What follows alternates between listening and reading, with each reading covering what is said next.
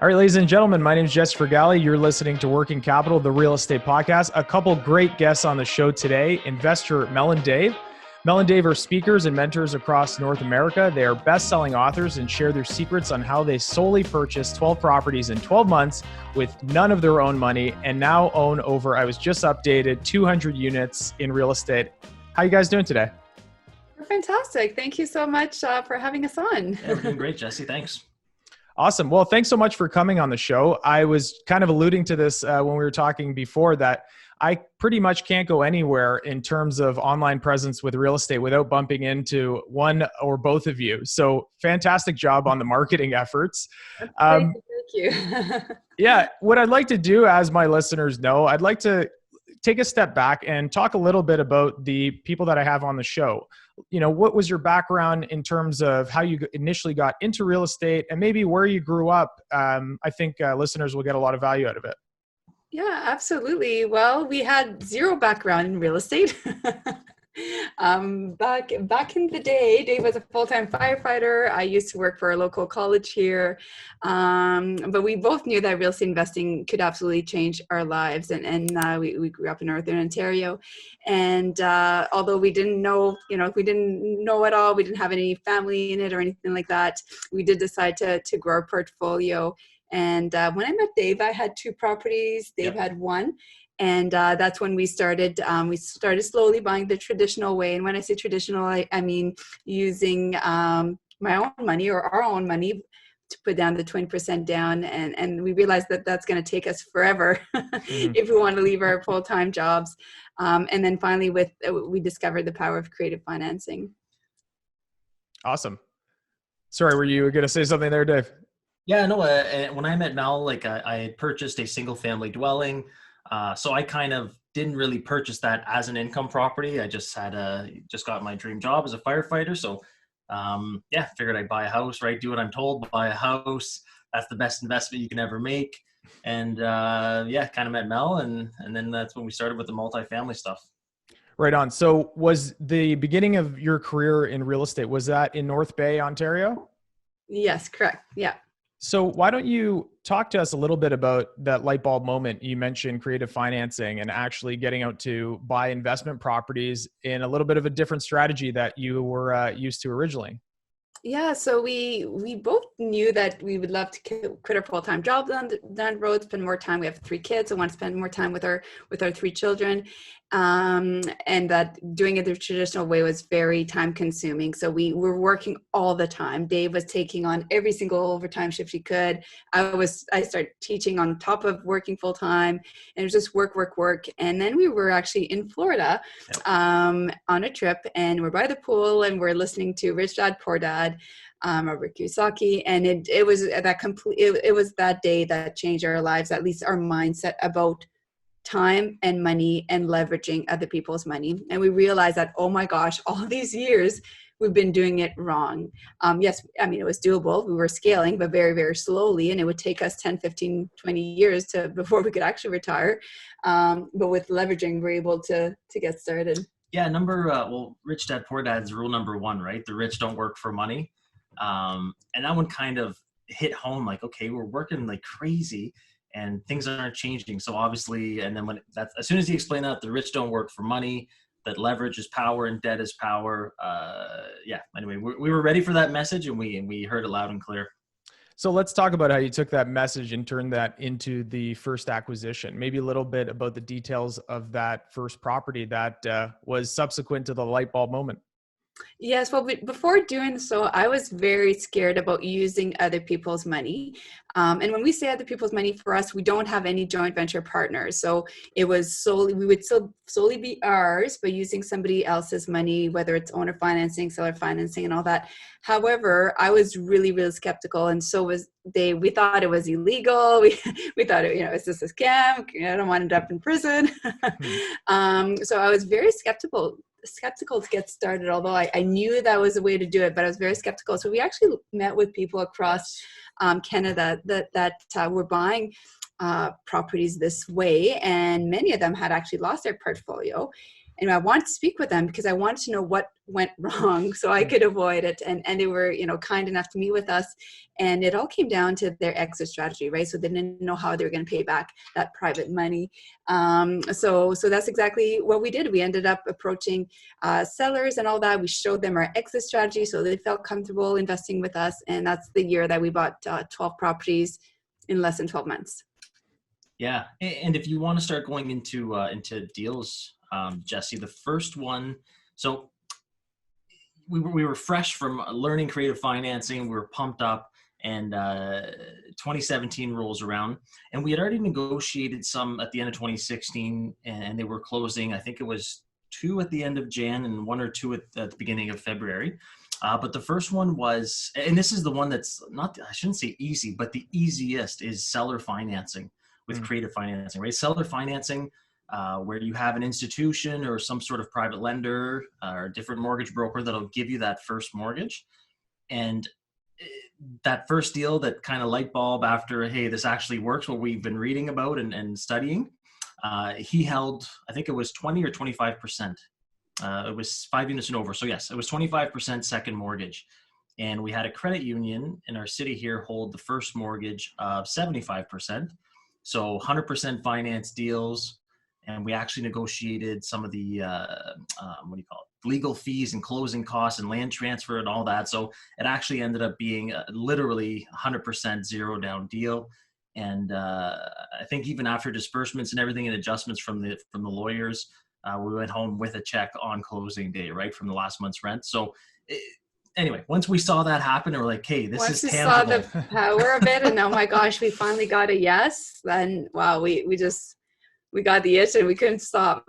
No, for sure. And it looks like you had a cash on cash where the denominator would be 0 on your return on that. Well, that's the thing. It becomes limitless because you're not using your own money, and it's infinite return on investment, which is absolutely amazing.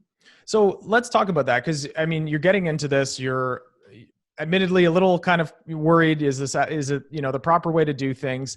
Now, just by listening to that example, 100% financing, the first thing that comes to mind for probably listeners and myself is, okay, that's great. But in terms of finding deals that are actually going to cash flow at 100% financing, so kind of alluding to the debt service coverage ratio, were you able to find, well, it sounds like you were, but maybe talk about what the process was like to find deals that you could do at that level of leverage and still cash flow?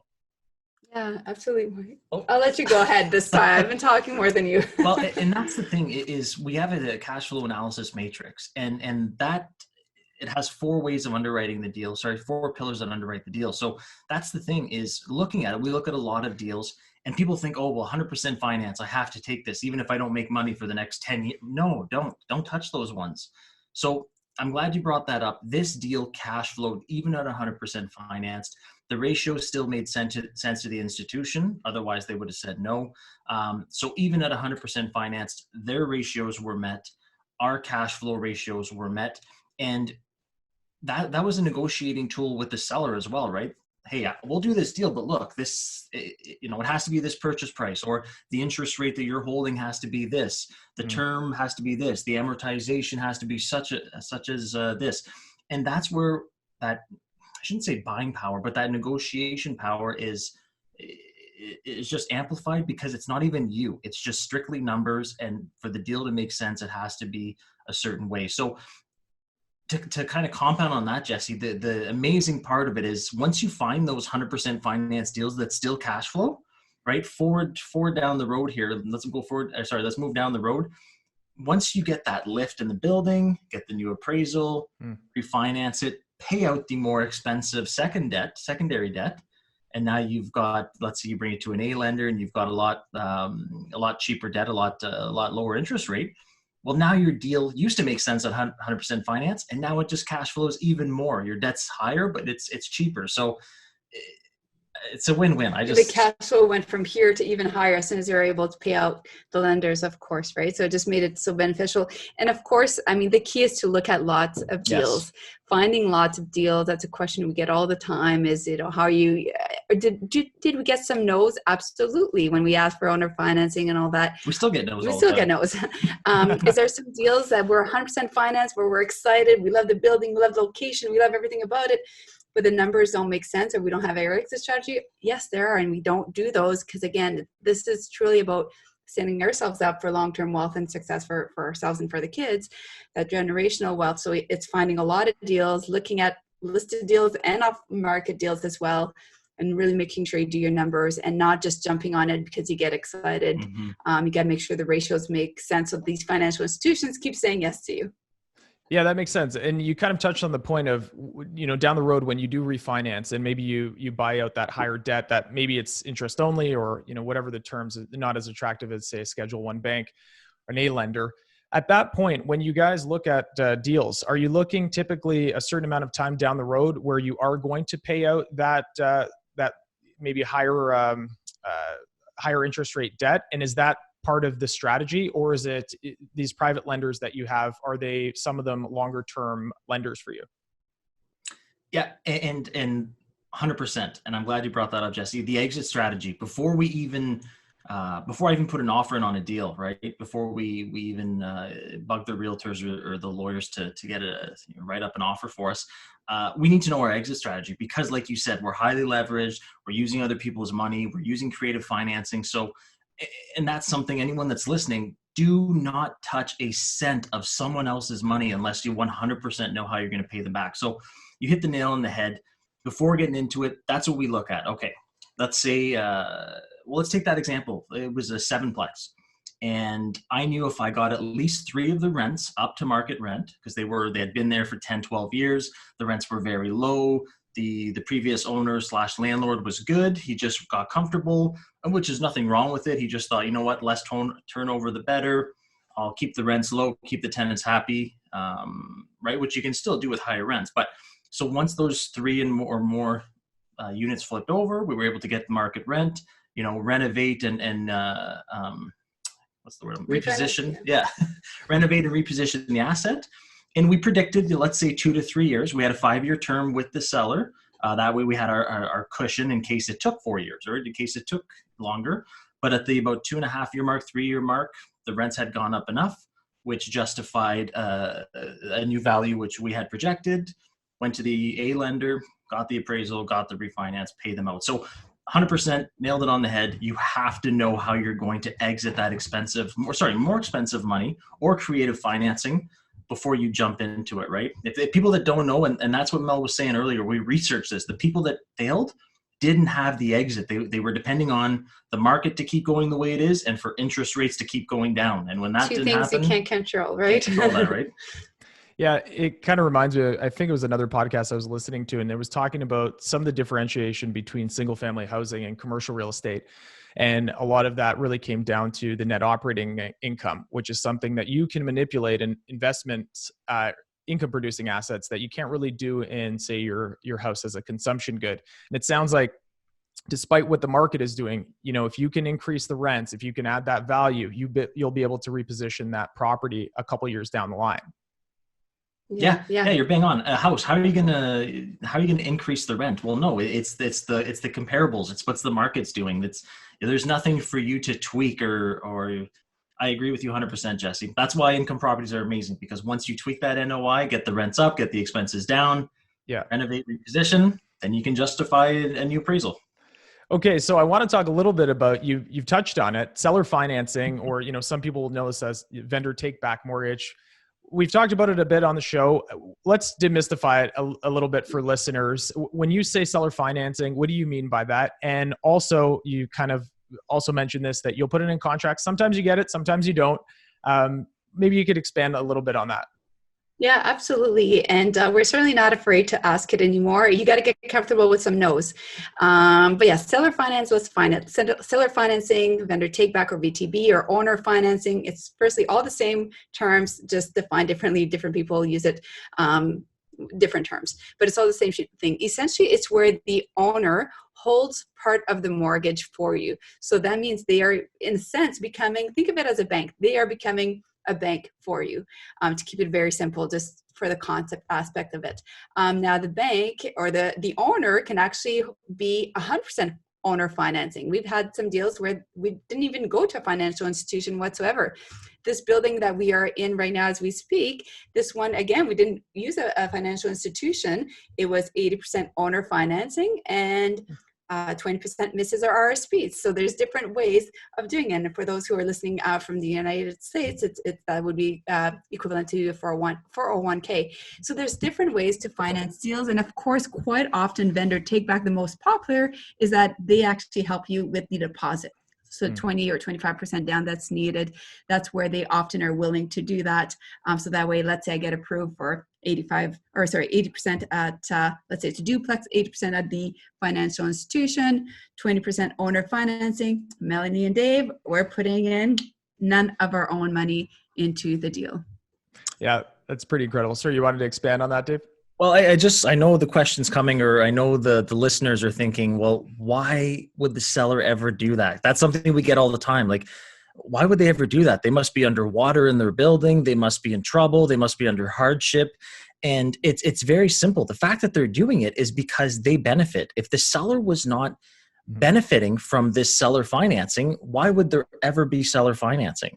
So to touch on a couple of things, the obvious, they get to sell their property, right?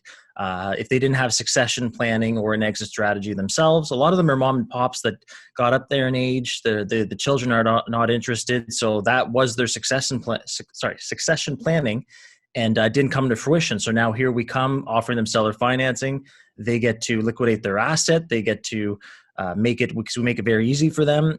And the other thing too, they're used to getting a check every month from rent. So now we substitute that with, instead of rent, you get, hey, my mortgage payment, I pay you a mortgage payment. So that justifies that for them. The other thing as well is taxes, right? When you sell an income property, real estate, there's taxes, there's capital gains. Whether you sell it with owner financing or you sell it completely outright, you're going to have capital gains. No one escapes that. And if you have American listeners, I know you got your 1031, I get it, with the escrows, and as long as you don't touch it. So 100%. However, like I said, the capital gains, no one can escape. It's the other portion. And let's use, I usually like easy numbers. Let's use $1 million asset. So Jesse, you're willing to hold owner financing for me, and you're going to hold the down payment of 20%, let's say. So I get an institution, 80% loan to value. So on closing, Jesse, you would receive $800,000 from the $1 million sale. And I know you know this, Jesse. I'm just using you as the. Oh no, this is great. We like to get in the weeds here. This is great. Perfect.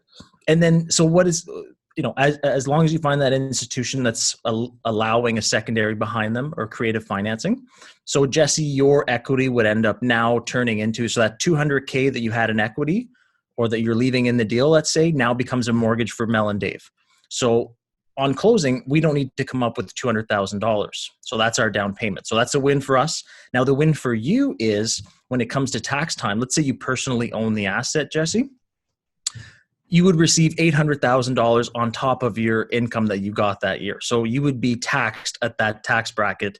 Anything over and above, and I'm not an accountant, so I'm not going to get into taxes, but you're going to get taxed on that $800K in that same year. So what the benefit for Jesse or any seller financing is that remaining $200 that you didn't receive, right? Because you did sell it, but you don't actually get the money yet. You now get to, I call it spreading the love. So you can spread it up to you get to spread it over 5 years. You only pay taxes on the amount you receive. So let's say I pay you $50K a year until the end when I pay you completely. You're only going to pay taxes on that amount. Plus, you're making interest on that money. That $200K is actually become an investment. So that's why sellers do it. It's because their accountant says, oh my gosh, if you sell this $1 million building, do you know what your tax bill is going to be? And they say, okay. And then if I can deviate 200 from that and spread it over 5. So again, it's playing the tax game, and that's what real estate's all about. Exactly. They win, and everybody should win. And remember that in in real estate. Don't try, and we did it wrong at the beginning. Very wrong. We did it very wrong. We were trying to win. We were trying to get the best deal. It was all about Mel and Dave. And then we realized that we're not going to be very successful until we had that mindset of, hey, anybody that does business with us, the sellers are going to win. We're going to win.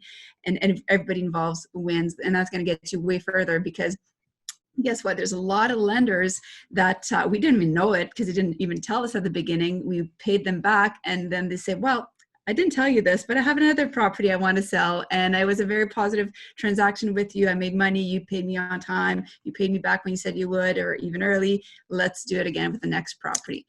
So that's how you grow, right? It's your name as well behind what you do. Jesse, can I tell? I know you probably won't go to the next. Can I tell you a quick little story about what Mel just said? I would love you to tell me a story.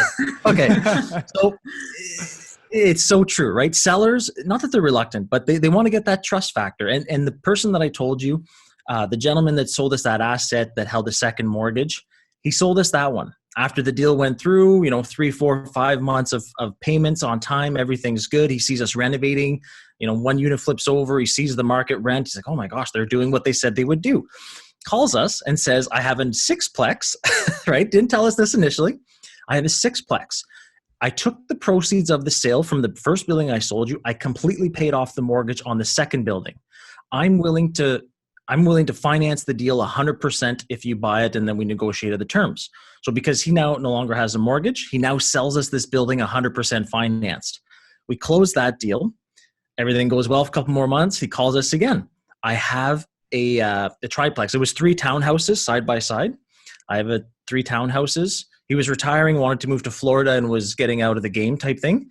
But he wanted to build that trust, and he never told us more than what the next deal would entail until we had that trust more and more. So what Mel said is, more than likely, if someone has an income property, they probably have more than one. So you build that reputation, and next thing you knew, we had 3 from that one seller. Yeah. And it was amazing. Or they know somebody who has one, right? I mean, most real estate investors or most landlords, we know other investors as well. Yeah, we're a tight-knit community. Yeah, exactly. So there's so much good stuff there, and I just want to take it from just a couple points. So the 1031 exchange for our listeners out there, American listeners know that if you buy a like-in-kind asset, you can defer your capital gains. We don't get that benefit, which I think for Canadians out there, this is going to be more and more topical, trying to figure out how you can save on capital gains, because we still don't know what the result of COVID will be in terms of how the government decides how to pay back that money. And I think people forget that, the capital gains tax was not always exactly what it is today for the last 50 years. It ebbed and flowed multiple times. So if you can save on the taxes, I think you're absolutely right. It's money in sellers' pockets. The second piece I just wanted to say was that it sounds like you really gave what this guy, or what we call mailbox money in real estate. And any operator in real estate knows that it's not completely passive. You're usually doing some aspect, even if you have property management. But it sounds like what you were doing for this seller was literally completely passive. You were giving him a check. He was providing you with financing. So that kind of moves into the wish list when it comes to your offers. Now, most of my offers, and I'm sure yours are the same, it comes in fairly aggressive, and then you figure out what you're going to get. So for me, I always want to put in, assignment clause just in case that I need to actually assign the contract. But then secondly, on this point of vendor take back or seller financing, what do you typically look at for that structure? Is it going to be interest only over 5 years? Is it prime plus something over 2? How does that work, when you're at the offer stage? Yeah. And honestly, it varies. It's kind of the answer. If we're dealing with the lender directly, so if it's an off listed deals, we're really going to try to communicate with them and find out what's important for them.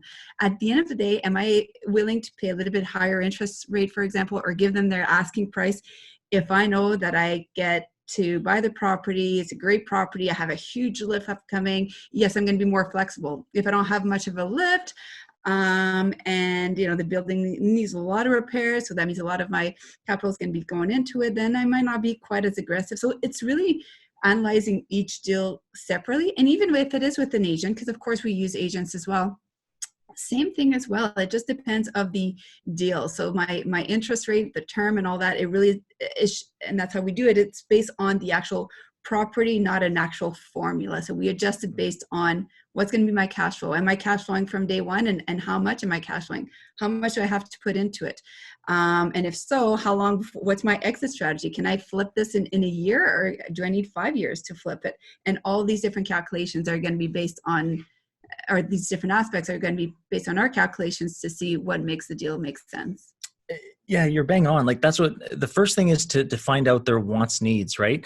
And it sounds kind of backwards, because some people will go in, and we did this. We went very aggressive, the lowball deal. We didn't care if we offended people, but now it's more, I want to know what the seller wants. Because sometimes it'll be like, for example, let's say if you're closing, you're talking to the seller in August, September, and they're dead set on closing next year due to the fact that they have a tax implication.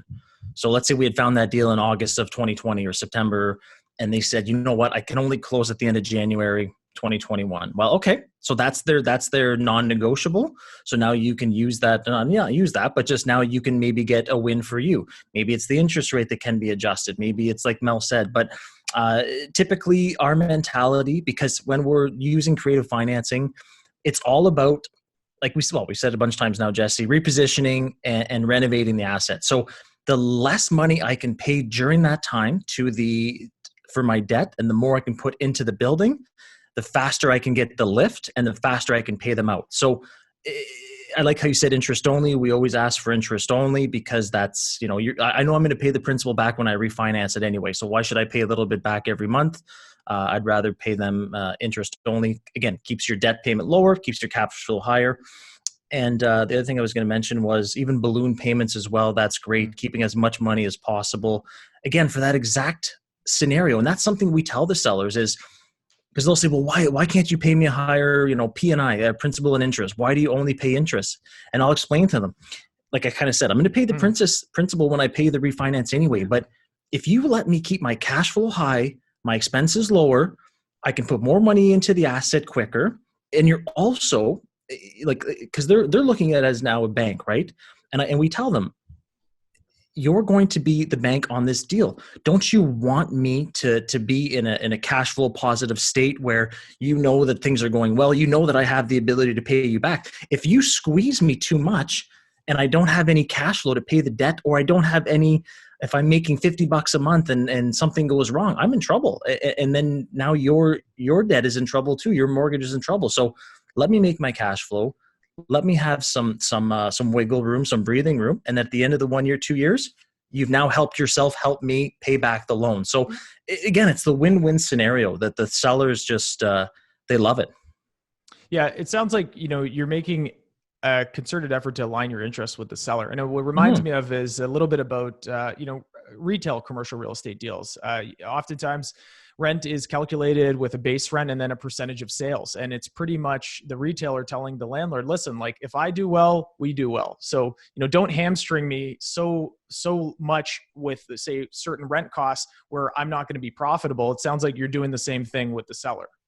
Yeah, no, I love that you're, I never thought of it that way, but kind of like, no, almost like profit sharing, or almost like, but the win-win is so important. And that's really something, again, from the listeners today, like exit strategy, 100% number one. And number two, don't be greedy, right? And let the bank win. Let the bank you're bringing them good assets to finance, right? You're bringing them solid income properties that make sense, that you're taking care of. So the bank wins. The seller wins by providing them, like I said, maybe they want to close next year. Maybe they want different things. So they win as well tax-wise. Sometimes we have private lenders through promissory notes, or private lenders, private investors. We pay them a good interest rate as well. They win. And then Mel and Dave win by getting zero down deals, infinite return on investment, and continuing our acquisition mode. So all four people win. So if you can do that and still cash flow, it's the best. It's the best scenario that we found that works. Yeah, and to add on to the promissory note that Dave just touched on, we've used this for different reasons. So sometimes we might, let's say the owner's only willing to hold up to 15%, and we have that gap of funding. Well, we might use somebody's line of credit through a promissory note, which is essentially a contractual agreement to fund that. Or even we talked a lot about renovations. Now we're not the handy people. We have a team that does it. They're out there. We leave that up to the experts. But we don't necessarily use our own money for that either. Again, don't let money be an excuse. Yes, you need some backup money for, lawyer fees or deposits or emergency unforeseen repairs. Of course you do. You want to set yourself up for success.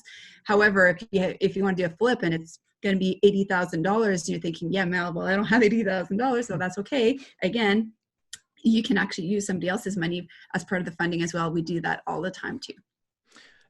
So you talked a little bit about kind of the alignment here with sellers, and it leads into the second part where people are hearing this, they're hearing 100% financing, they're hearing these type of deals. A big part of this has to do with educating sellers, I would imagine, because not every seller is at a different level of sophistication. And you guys are talking about things that even people that are in real estate investing maybe have only done a few deals that have the type of uniqueness that the ones that you're doing have. So first of all, that education process, is it something that is, thought out? It's something that you've kind of honed in over the years? And then secondly, to find these deals, what marketing strategies and routes are you employing to get these deals?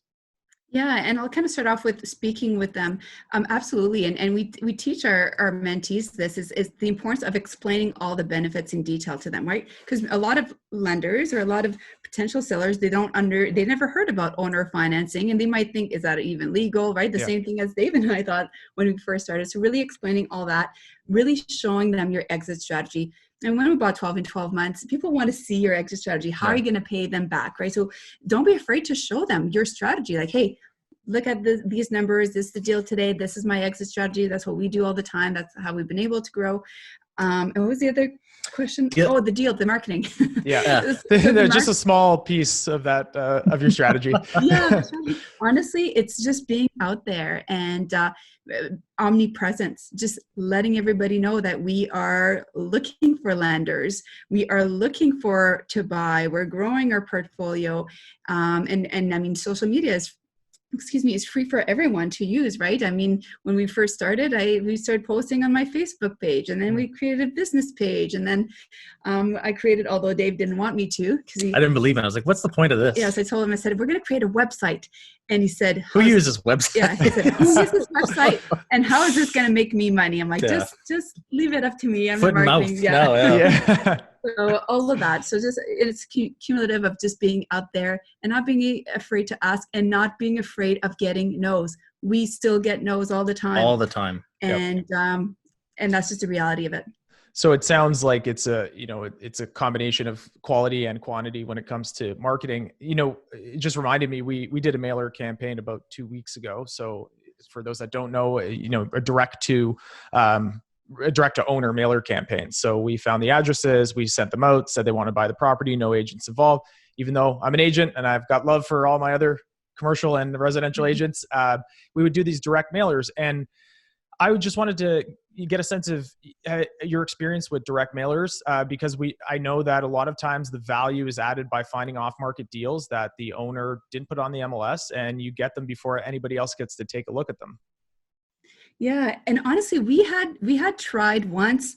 We didn't get much success with it, and I don't know if it was the timing, but we weren't overly successful with the actual mail. But I do hear a lot of people that I hear a lot of positive things about it. So maybe again, looking back, it might have just been how I'll turn the finger back at me and say, well, maybe I need to look back then. It's been a while now that we've done that. Looking back at, what did my letter say? Maybe I was too aggressive. Maybe I wasn't aggressive enough. Maybe there's no call to action.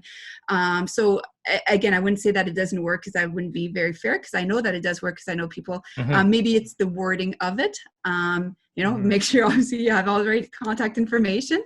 Yeah. And yeah, that can be a great strategy, right? And again, the more you do, if you do mail outs, awesome. If you have an ad somewhere, I mean, we have big billboards across our city saying we buy properties with our heads on it, and people can't miss it. Yeah. So they contact us first. But of course, it wasn't always like that. At first, we didn't have the money to do big billboards. So we did just little things. We let people know. We handed out business cards. We did the website. We did the social media, and just stopping by at properties as well. So on the point with social media, because I mean, I can pretty much guarantee the reason I had you on the podcast, or sorry, the reason I came across you was on some sort of ad online. I think that was probably where the first touch point was. So when it comes to your online ads, throughout this conversation, we've touched on, I'm going to butcher it, but I think it's a Jim Rohn quote where you can get everything you want in life if you give other people what they want. And it sounds like you talked about this when you're talking with sellers and alignment. And you have a podcast and you put out a lot of good content, educational content online. You know, what's your perspective on that? That you have to put out good content, you have to add value to the people you're talking to before that they're going to come back and, you know, eventually maybe they're investors on your deal or they're lenders when you're trying to raise capital. Yes, and I'll talk about that because it's kind of an interesting story, and I'll say it very quickly. But essentially, we used to be the opposite. We used to be extremely secretive. Like, rewind a couple of years ago, we were nowhere. We both didn't even have a Facebook account. Like, we were nowhere to be found on social media. And then in 2018, we're actually on our way to a real estate investing conference. It was just before Canada's Wonderland in Ontario here. And we were in a really bad car crash. And it was caused by a transport driver. He hit a vehicle that hit us. We hit the guardrail, started rolling upside down, landed upside down, almost died. And it was a day that forever changed our lives for many, many reasons, including that's a day, you know, I decided afterwards I was off with a severe concussion. I thought I don't want to spend one more day doing something I don't love. I quit my full-time job. Dave quit shortly after as well. And it was a day that also shifted the way that we thought, because we thought, why are we not helping other people? You know, this is it. Like, I almost died. Okay, yeah, I have some properties. And now what?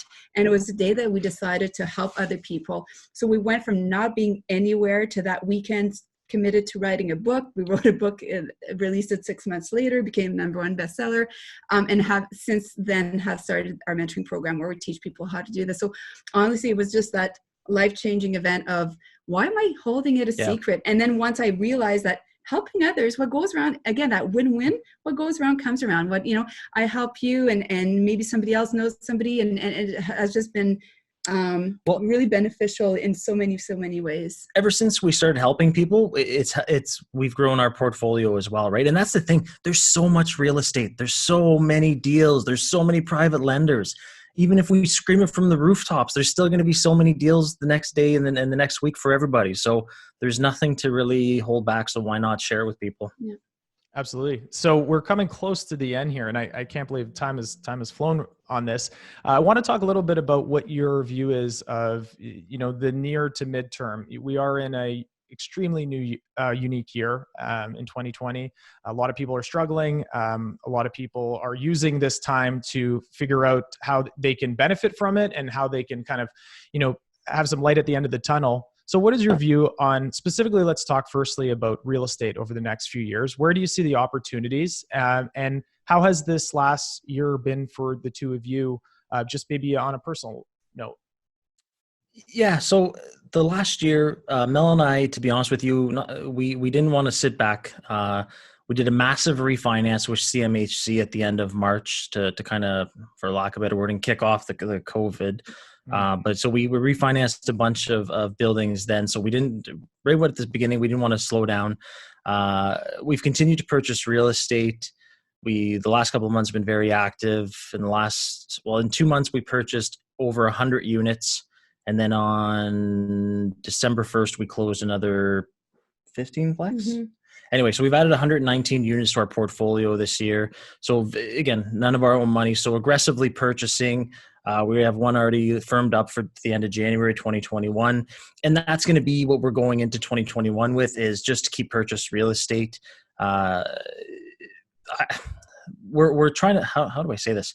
We're lining up where we've got investors lined up. We've got some refinances in that where we're going to, because we've already renovated and repositioned the asset, now we're going to reap the benefits, have another refinance early 2021, and then be in a position of funds that we created from other assets, so OPM still, and able to purchase, you know, a lot of deals, because as everyone's saying, 2021 there's going to be I hate to use the word crash, but all the big players are predicting that 2021 is going to be a different year. So that's kind of my take anyway on it. Yeah. And I mean, I think there's still a lot of opportunities out there. I think it's a few things, you know, whether it's off market deals, or working with an investor focused agent like yourself, Yeah. so having the right team to find people are willing to do owner financing, for example, because it benefits them.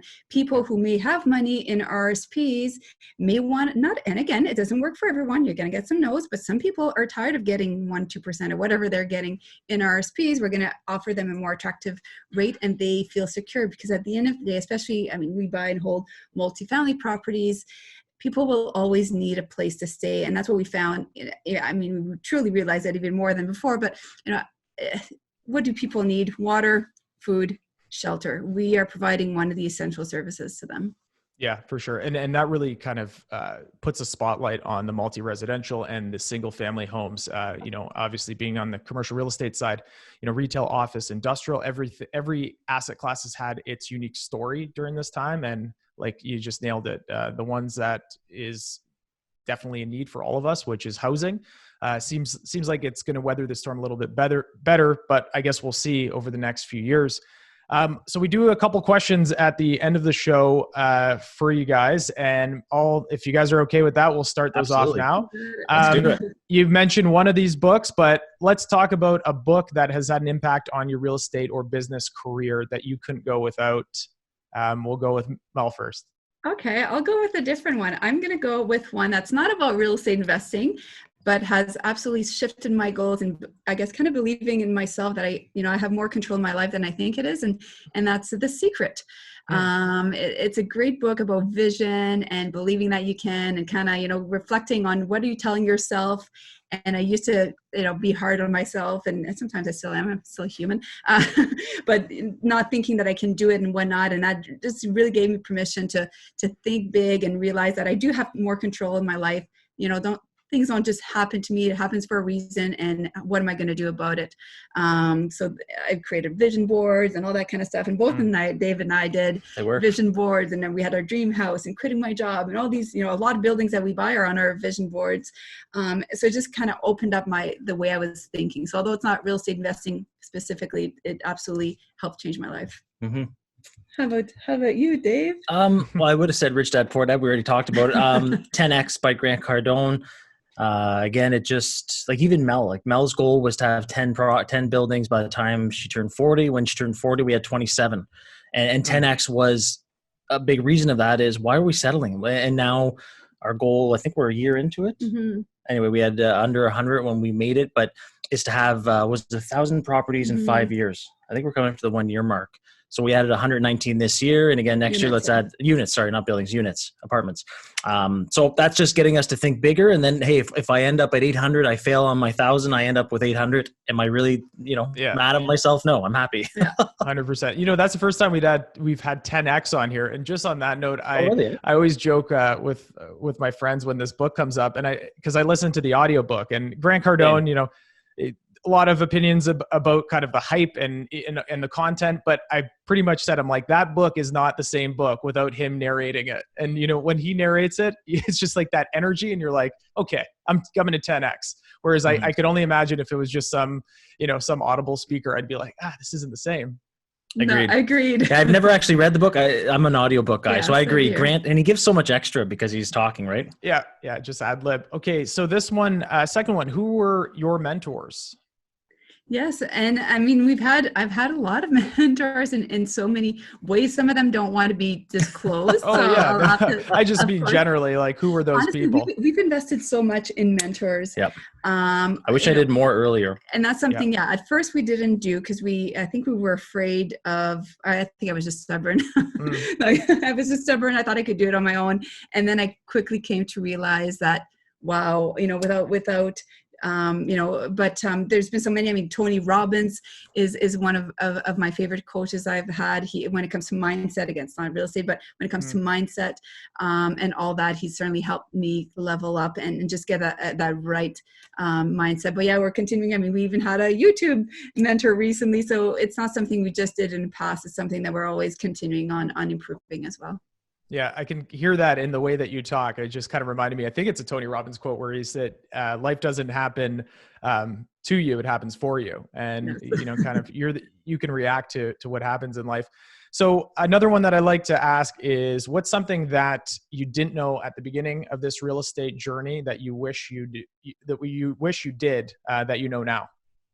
I would say I thought it was going to be, and I've actually never had that question, so that's a good question. What was I going to say? I thought it was going to be a Mel and Dave, kind of venture journey, but it's unreal how much you need other people with real estate, especially if you're going to use creative financing and a seller financing. You are, and I guess it's different than joint ventures, but you are relying on a lot of other people that have funds and that are willing to finance you and things like that. So it truly, when you do real estate investing with creative financing, it's not just a you thing. It's like our power team, I rely on them heavily, right? So I wouldn't be where I am without them. So it's unreal how much it's almost like a team sport as opposed to just Mel and I. And for me, it'd probably be, I didn't realize how much I didn't know. You kind of think you got to figure it out. You read a lot of books, you do a lot of things, and you think you're on the right path.